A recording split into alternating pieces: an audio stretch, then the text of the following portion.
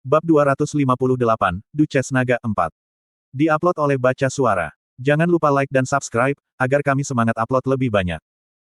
Hati naga Akasha memancarkan benang sihir transparan yang terjalin dengan benang sihir dari hati naga Rhaenyra, yang tertanam di dahinya. Yujin memejamkan mata, memusatkan semua perhatiannya pada tugas yang ada. Kondisi yang diperlukan telah terpenuhi, jadi dia tahu tanpa ragu bahwa dia dapat menemukan Raizakia. Raizakia berada di suatu tempat di celah antar dimensi, dan sekarang dengan darah Rhaenyra, Yujin bisa melacak Raizakia. Ariartel telah meyakinkan Yujin tentang fakta ini dan menjelaskan bahwa ikatan darah adalah yang terkuat dan paling mendasar dari semua kontrak antar makhluk.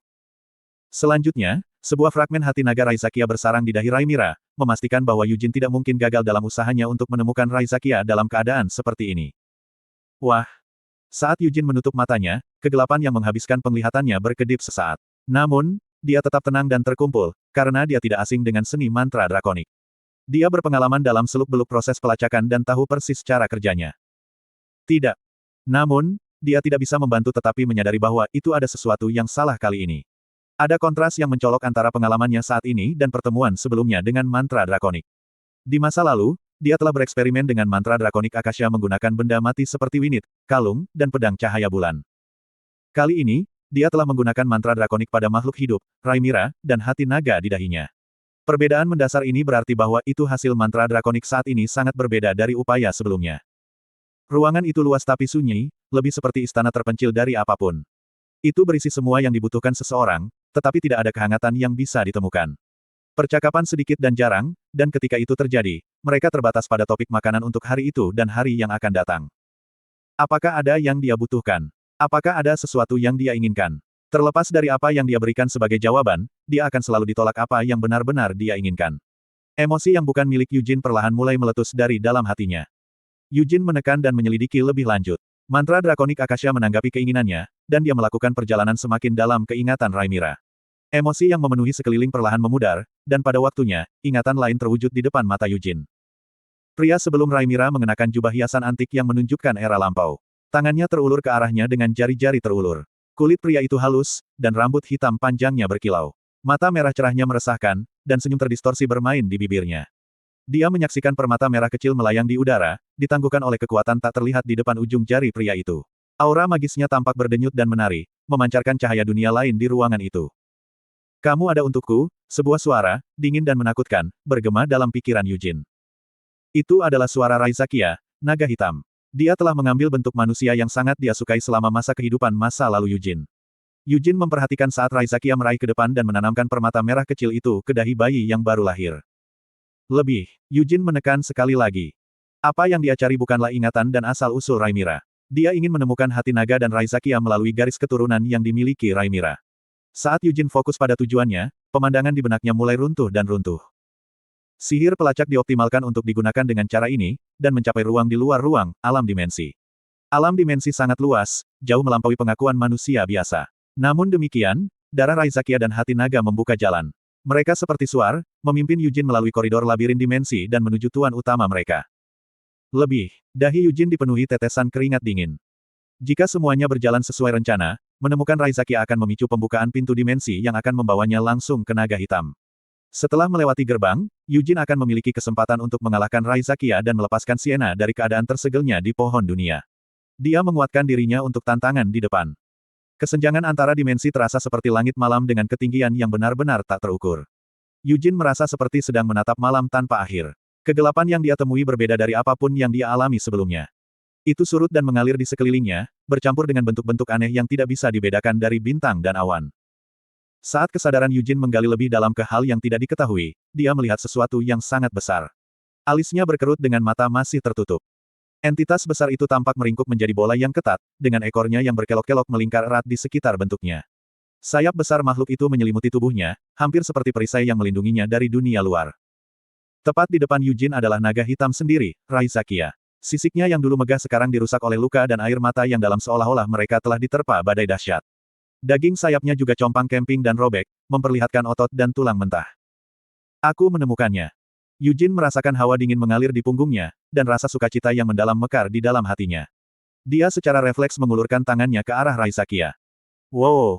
Meskipun naga hitam tertidur dengan mata tertutup, penghalang kuat yang melilit sosoknya mendorong gangguan dari Yujin dan mantra drakonik. Tidak mungkin memaksakan jalanku. Pikiran Eugene berpacu ketika dia mencoba memikirkan rencana baru. Dia mendorong dirinya hingga batasnya, merasa seolah-olah otaknya akan terlalu panas. Namun demikian, ia terus beresonansi dengan Akasha, tidak mau menyerah. Kemudahan yang dia temukan Raizakia telah mengejutkannya, tetapi sekarang dia perlu menemukan cara lain untuk mencapai tujuannya. Eugene telah berhasil menemukan Raizakia, dan dia telah melakukan kontak dengan penghalang yang mengelilingi naga hitam juga. Sekarang, dia memfokuskan pikirannya dan menggali lebih dalam sifat penghalang di sekitar Raizakia. Meskipun naga hitam bukan Raja Iblis, penghalang itu tampaknya tidak bisa ditembus. Meski begitu, Eugene menolak untuk menyerah begitu saja. Sambil beresonansi dengan Akasha, Eugene berusaha mengungkap keajaiban naga dan melihat menembus penghalang. Itu adalah tugas yang sulit, tetapi bukan tidak mungkin. Dia harus menemukan cara untuk menerobos penghalang jika dia ingin memiliki harapan untuk mengalahkan Raizakia dan menyelamatkan Sienna. Begitu pemahaman Eugene semakin dalam dan dia mendapatkan wawasan tentang sifat penghalang, pemandangan di sekitarnya mulai berubah. Dia tidak lagi mengambang di celah antar dimensi, dan sosok Raizakia yang tertidur menghilang ke kejauhan. Sayang sekali dia tidak bisa mengacungkan jari tengah pada naga itu secara langsung. Dalam waktu singkat, kesadaran Eugene telah meninggalkan celah antara dimensi sepenuhnya dan sekarang melihat ke bawah ke suatu tempat di benua itu. Dia mengenali lanskap dengan mudah karena karakteristik khas lokasi. Selain itu, hanya ada satu tempat seperti itu di benua itu. Itu adalah hutan samar. Eugene menatap hutan samar dari ketinggian di langit sebagai kesadaran. Penghalang Raizakia diukir di seluruh hutan, atau, lebih tepatnya, di bumi itu sendiri. Melihat ini, Eugene memahami apa yang telah terjadi. Sienna telah berusaha untuk mengusir Raizakia ke dimensi lain menggunakan mantra yang tidak mungkin baginya untuk dilemparkan bahkan dalam kondisi sempurna, tetapi pohon dunia dan para elf telah meminjamkan kekuatan mereka, mengubah ketidakmungkinan menjadi kenyataan. Namun, pengusiran itu tidak berjalan sesuai rencana. Alih-alih diangkut ke dimensi yang berbeda, Raizakia telah jatuh ke celah antar dunia. Keadaan kritis Sienna telah memainkan peran dalam mantra yang gagal, tetapi perlawanan kuat Raizakia juga berkontribusi pada kegagalannya. Hal yang melindungi Raizakia adalah mantra kuat yang mengikat keberadaannya ke tanah hutan samar, mencegahnya dibuang ke dimensi lain. Dia harus mengorbankan martabatnya sebagai naga dan ada sebagai hantu yang terikat pada tanah, tetapi dengan melakukan itu, dia berhasil menyelamatkan hidupnya. Beginilah cara dia bisa bertahan begitu lama. Ini sihir yang telah tetap hidup dan sehat selama 200 tahun, Eugene menduga. Sihir yang melindungi Raizakia adalah kekuatan yang mencakup semua yang memenuhi naga hitam. Di antara naga, yang telah digembar-gemborkan sebagai pelopor sihir, Raizakia adalah yang paling tangguh. Akibatnya, merusak sihir yang membuat Raizakia berlabuh ke tanah adalah tugas yang tidak dapat diatasi untuk Eugene. Untuk mengubah atau membatalkan mantra, Eugene perlu menghancurkan hutan samar dan melenyapkan tanah di bawahnya. Bahkan tidak mungkin ada segumpal tanah yang tersisa. Namun, masih mungkin baginya untuk membuka pintu dimensi di hutan samar menggunakan Raimira dan hati naga sebagai kuncinya. Jika Eugene bisa melakukan itu, maka dia bisa mencoba kembali rencana awalnya. Dia akan membunuh Raizakia di celah antar dimensi. Tampaknya lebih realistis untuk melakukan sesuatu tentang Raizakia daripada mencoba untuk benar-benar menghancurkan sebidang tanah yang bahkan lebih besar dari kekaisaran. Pertama-tama, menghancurkan hutan berarti menghancurkan wilayah para elf, disitulah Sienna disegel. Jadi, tidak ada gunanya mencoba. Eugene mengutuk pelan, bergumam, bajingan kadal sialan, saat dia menyingkirkan pedangnya dan Akasha. Meskipun itu tidak seburuk ketika dia menargetkan pedang cahaya bulan, dia masih merasakan sakit kepala karena mengamati tempat yang jauh. Sambil menurunkan tatapannya, dia menekankan jari-jarinya ke pelipisnya dalam upaya untuk mengurangi rasa sakit.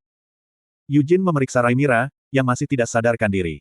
Dia menusuknya dengan kakinya hanya untuk memastikan dia tidak berpura-pura, tetapi tidak ada jawaban. Kemudian dia menghela nafas lega, karena dia lebih suka cara ini.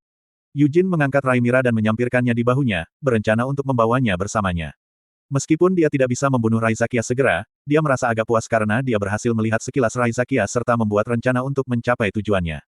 Pertama-tama, Eugene tidak menyangka akan membunuh Raizakia selama berada di Kastil Iblis Naga. Selain itu, Eugene telah meletakkan tangannya di kunci, Raimira, Dragon Duchess. Akan terbukti sulit untuk melarikan diri jika gangguan pecah di Dragon Demon Castle, tapi untungnya, itu masih sepi. Itu berarti aku hanya perlu membawa anak ini bersamaku sekarang. Eugene mendekati gerbang Lungsin sambil menyeringai. Gerbang Lungsin masih beroperasi. Yang perlu dia lakukan hanyalah melengkung kembali ke desa pertambangan dan kemudian keluar dari Karablum entah bagaimana. Apa-apaan? Eugene naik ke gerbang Lungsin dengan Raimira di atas bahunya, tetapi koneksi segera terputus. Dia memeriksa status gerbang Lungsin dengan Akasha, dan ketika dia menyadari alasan pemutusan itu, kerutan muncul di wajahnya. Brengsek. Eugene turun dari gerbang Lungsin dan dengan lembut meletakkan Raimira di tanah. Dia mencoba membangunkannya dengan memberikan beberapa tamparan ringan di pipinya, tetapi dia tetap tidak responsif. Sir Eugene, Coba beri dia jentikan di dahi, saran Mer sambil menjulurkan kepalanya keluar dari jubahnya. Mata besar Mer berbinar dengan rasa ingin tahu dan main-main saat dia tersenyum nakal. Berpikir bahwa itu adalah ide yang bagus, Yujin mengangguk sebelum menerapkannya. Berdebar. Yujin menjentikkan jarinya ke dahi Raimira. Hati naga seukuran ibu jari bergetar karena terkejut, dan tubuh lemas Raimira tiba-tiba mengejang. Kiyah! Raimira berteriak. Yujin segera bereaksi dengan merebut lehernya dan menekannya. Kemudian dia memposisikan jari-jarinya untuk jentikan lain dan meletakkannya tepat di depan matanya agar dia bisa melihatnya. Jawab dengan jujur semua pertanyaan yang akan saya tanyakan kepada Anda, kata Yujin. Ye kamu. Anda penyusup. Apa yang kamu lakukan untuk? Gagap Raimira. Berdebar. Slot iklan, kamu bisa pasang iklanmu di sini. Hiyahak. Yujin memastikan untuk tidak terlalu memaksakan diri di belakang film karena dia tidak bisa membuatnya pingsan berulang kali. Ketajaman teriakannya tidak seburuk sebelumnya karena dia menjentikkan dengan kekuatan yang lebih sedikit, tetapi tubuhnya masih mengejang kesakitan. Apakah tidak mungkin menggunakan gerbang Lungsin bersamamu? Tanya Yujin. Apa? Apa yang kamu bicarakan? Raimira menanggapi. Namun, itu bukan jawaban yang diinginkan Yujin. Berdebar. Keheningan menggantikan jeritan yang meletus dari Raimira sebelumnya, tetapi rahangnya tetap terbuka, tanda rasa sakit yang hebat yang dia alami. Air mata mengalir di wajahnya dan perlahan menggenang di sudut matanya. Apakah ada cara lain bagimu untuk keluar dari sini? Tanya Yujin. Jangan. Menghina saya. Lebih lama lagi. Wanita ini adalah anak naga hitam. Ituan yang sah. Dari kastil iblis naga. Berdebar. Yujin menjentikkan jarinya ke dahi Raimira dengan sentuhan lembut, dan aliran air mata mulai mengalir di matanya lagi. Terlepas dari usahanya untuk menahan mereka, air mata mengalir satu demi satu, mengikis sedikit pun martabatnya sebagai naga. Yujin selalu menjadi pria yang keras, acuh tak acuh terhadap air mata lawan-lawannya. Namun, melihat Raimira menangis begitu pahit, hati Yujin tidak bisa membantu tetapi sedikit melunak. Bukan hanya air matanya yang membuatnya tampak rentan, ukurannya yang kecil dan cara dia meringkuk kesakitan membuatnya terlihat tidak berbeda dari Mer. Kumpulkan, Sir Yujin. Gadis dengan dahi lebar ini hanya terlihat muda di luar. Dia hidup selama lebih dari 200 tahun, Mer mengingatkan Yujin. Ini bahkan lebih sulit karena dia mirip denganmu, balas Yujin. Dia tidak seperti saya, kata Mer. Apa bedanya? Tanya Yujin. Pertanyaan Yujin menembus keheningan berat yang menggantung di udara. Tatapannya mendarat pada temannya yang tak tahu malu, dan Mer balas menatapnya seolah tidak ingin dikalahkan. Tantangan tak terucapkan di antara mereka sangat jelas. Ekspresi Mer mengkhianati keengganannya untuk kalah, tapi hanya itu. Dia tidak dapat menyangkal fakta bahwa itu dia telah ada untuk jumlah waktu yang sebanding. Perjuangan Yujin dengan Raimira bukan semata-mata karena kehadiran Mer. Itu juga karena Raimira, tidak seperti ayahnya Raizakia, tidak ternoda oleh energi gelap. Selain itu, ketika Yujin menggunakan mantra drakonik sebelumnya, dia telah melihat sekilas ke masa lalunya. Adegan yang dia saksikan mengingatkannya pada Molon, jadi dia tidak bisa begitu saja menyingkirkannya. Ekspresi Yujin tabah saat dia menatap Raimira dengan tangannya melayang di atas dahinya. Terlepas dari empati sekilas yang dia rasakan, dia tidak punya keinginan untuk merawatnya. Jari-jarinya mengepal sebelum perlahan rileks, dan dia menekannya ke kulitnya. Vena menonjol di dahinya sementara dia memanggil kekuatannya di jari tengahnya, melengkungkannya ke belakang sejauh yang bisa dilakukan. Wanita ini tidak bisa meninggalkan Dragon Demon Castle, Raimira berkata dengan tergesa-gesa. Permata merah di dahi dan hatiku terhubung ke inti kastil iblis naga. Tidak berlebihan untuk mengatakan bahwa keberadaanku mempertahankan Dragon Demon Castle, jadi wanita ini tidak bisa meninggalkan tempat ini. Alis Yujin berkerut saat dia merenungkan situasi di depannya. Daratan yang sangat besar tetap tergantung di langit selama 200 tahun ketidakhadiran Raizakia, tetapi apakah itu benar-benar semua yang ada untuk itu? Penghalang Dragon Demon Castle, yang bisa menahan semua serangan eksternal, telah dipertahankan untuk jangka waktu yang sama. Semua ini dimungkinkan karena keberadaan Raimira, Tukik. Oleh karena itu, Raimira tidak bisa meninggalkan kastil iblis naga. Meskipun Raimira belum sepenuhnya dewasa, permata merah yang tertanam di dahinya masih merupakan pecahan dari hati naga Raizakia. Permata kecil tapi kuat ini bertindak sebagai jantung dari Dragon Demon Castle, menjaga keajaiban benteng besar tetap hidup dan berfungsi. Minum. Bibir pecah-pecah Raimira bergetar saat dia mencuri pandang pada Yujin, yang saat ini masih tenggelam dalam pikirannya dengan alis berkerut. Berapa kali dia memukul dahinya. Ketakutan bergejolak di perutnya saat dia mencoba mengingat. Rasa sakit itu begitu menyiksa sehingga Raimira berjuang untuk mengingat dengan tepat berapa kali dia telah menanggung siksaan itu. Itu bisa dimengerti. Setelah lahir ke dunia ini, tidak ada yang pernah memperlakukan Raimira seperti ini. Hari ini, dia mengalami rasa sakit fisik, bukan sakit hati, untuk pertama kalinya. Apakah dia benar-benar manusia? Saat Raimira menatap mata Yujin, dia bisa merasakan kemarahan dan iritasi yang berasal dari mereka. Ini cukup untuk membuatnya menyusut lebih jauh. Dia merasakan hawa dingin mengalir di tulang punggungnya. Terlepas dari kenyataan bahwa dia tidak melakukan apa-apa selain mengungkapkan emosinya melalui tatapannya, Raimira kewalahan oleh intensitasnya. Mengapa Anda di sini? Yujin tiba-tiba melontarkan pertanyaan padanya. Raimira menekuk jari kakinya dengan terkejut setelah mendengar pertanyaan yang tiba-tiba itu. Apa katamu? Dia bertanya. Yujin mengulangi pertanyaannya, mengapa kamu di sini? Meskipun telah menggunakan mantra Drakonik Akasha untuk melihat ingatan Raimira, gambarnya belum jelas. Itu bukan karena Yujin tidak peduli dengan detailnya tetapi karena mantra Drakonik itu tidak dimaksudkan untuk membaca ingatan orang lain. Namun, dia masih berhasil melihat sekilas kehidupan yang dipimpin Raimira di Dragon Demon Castle. Raimira adalah putri Raizakia, tukik naga hitam, dan Dragon Duchess. Terlepas dari garis keturunannya yang mulia, keberadaan Raimira diselimuti kerahasiaan dan tidak diketahui publik. Hanya eksistensi pada tingkat 3 Duke of Helmut lainnya yang menyadari Raimira. Itu tidak bisa dihindari. Para pengikut Kastil Iblis Naga tidak pernah mengungkapkan keberadaan Raimira ke dunia luar, dan selama ketidakhadiran Raizakia, Raimira telah dikurung di istana terdalam di benteng. Taman dan istana telah menjadi seluruh dunia Raimira. Ketika Yujin menggunakan Drakonik, dia merasakan sepenuhnya kesendirian dan kesedihannya. Meski begitu, Yujin memelototi Raimira dengan mata apatis. Raimira menggeliat dan menggeliat jari-jarinya sebagai tanggapan. Wanita ini, tidak tahu apa yang Anda bicarakan. Aku adalah penguasa yang sah dari Kastil Iblis Naga. Kastil ini adalah aku, jadi aku bisa pergi kemanapun aku mau. Jangan bilang ada yang salah denganku berada di sini. Raimira sekali lagi berusaha untuk memenangkan kembali martabat dan harga dirinya sebagai naga. Namun, ketika Yujin mendekatkan jarinya ke dahinya, Raimira secara refleks tersentak dan menyusut ke belakang sambil menggelengkan kepalanya. Berhentilah dengan omong kosong, dan jawab aku dengan jujur. Dragon Duchess Raimira, saya tahu Anda telah menjalani hidup Anda terbatas pada istana terpencil dari Dragon Demon Castle, kata Yujin. Apa? Bagaimana Anda tahu? Ahahaha. Anda mencoba mengejek saya dan mendiskreditkan saya dengan kebohongan. Tidak ada yang tahu keberadaanku kecuali 4 jenderal ilahi, yang paling setia dan disukai oleh naga hitam. Teriak Raimira. Yah, aku tahu tentang itu, bocah kecil. Jika Anda tidak ingin mati, jawab saja pertanyaan saya, kata Yujin, memilih untuk menunjukkan niat membunuhnya daripada memberinya film lain. Raimira cegukan sambil menjawab, aku keluar dari istana F demi masa depan Dragon Demon Castle. I4 Jenderal Divine bilang aku harus menjadi tuan baru dari The Dragon Demon Castle. Itu sebabnya. Begitulah yang terjadi. Aku menggantikan B Black Dragon Adan. Menjadi Master baru dari Kastil Iblis Naga, Adan. Dan, aku bertanya padamu bagaimana kamu keluar, ulang Yujin.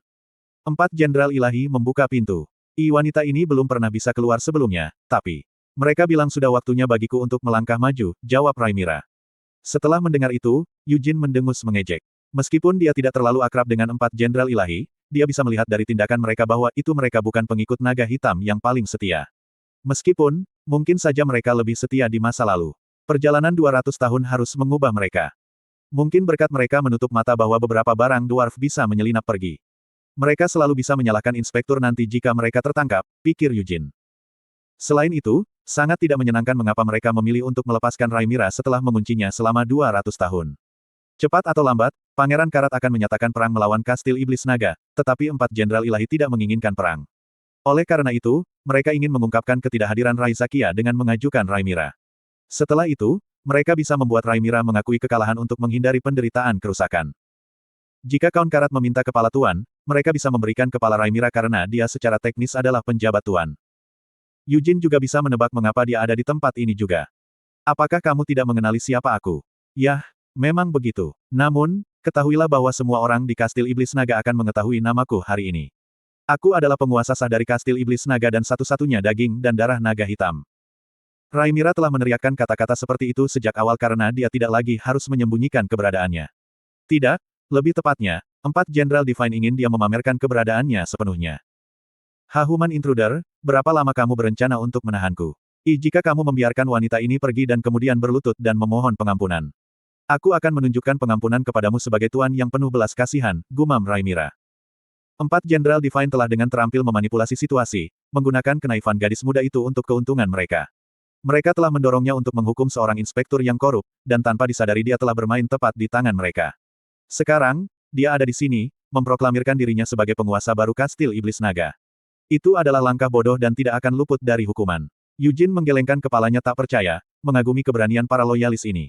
Benar. Lalu bagaimana tanggapan Anda mengenai artikel ini? Penyusup, sejauh yang saya tahu, keterampilan Anda sangat bagus, mungkin tidak kurang bahkan dibandingkan dengan 4 Jenderal Divine. Jadi, Saya akan menunjukkan belas kasihan dan menerima Anda. Aku bahkan bisa menjadikanmu pengawal pribadiku, agar kamu melindungiku di sisiku. Aku bisa menjulukimu, Raimira buru-buru melanjutkan. Hal yang malang. Eugene menggelengkan kepalanya sambil mendecakkan lidahnya. Dia mengatakannya dengan sengaja, tapi dia juga agak tulus. PP miskin. Penyusup. Bagaimana bisa kau, manusia, mengatakan itu padaku, seekor naga? Apakah Anda baru saja mengasihani saya? Wanita ini tidak tahan dengan penghinaan ini. Raung Raimira. Namun, bertentangan dengan tangisannya yang keras, dia masih ditundukkan oleh Eugene. Penyusup. Saya bukan orang miskin. Ambil kembali itu sekarang dan... Apa maksudmu dengan itu? Tanya Eugene. Aku tidak boleh dikasihani. Teriak Raimira. Kamu akan mati dalam beberapa hari, kata Eugene sambil mendecakkan lidahnya sekali lagi. Mata Raimira melebar kaget saat dia menatap Eugene.